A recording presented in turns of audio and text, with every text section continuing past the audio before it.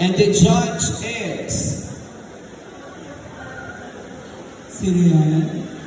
Ma'am Nicole. Ma'am Nicole, and good luck. Miss Nicole Cordova Estrada.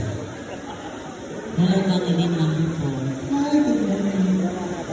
Ang question ko sa iyo, sapat ba ang salitang sorry para magpatawad at bakit? Again, ladies and gentlemen, sorry is a five-letter word for me.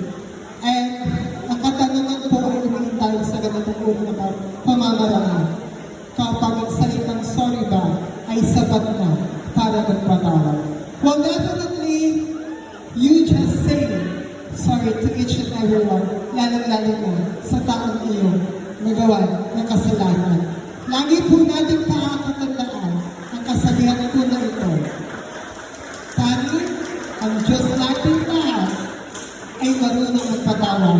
Kaya po, binigay niya po sa atin ang tinatawag niya kanyang buhay upang tayo iligtas sa ating mga kasalanan. And I always believe na ang salita, sorry, ay hindi na matutupasan ang pagpapatawad.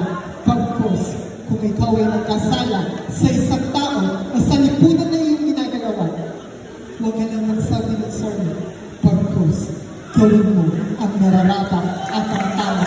Because I always believe that being or the action is louder than words. Thank you. Thank you.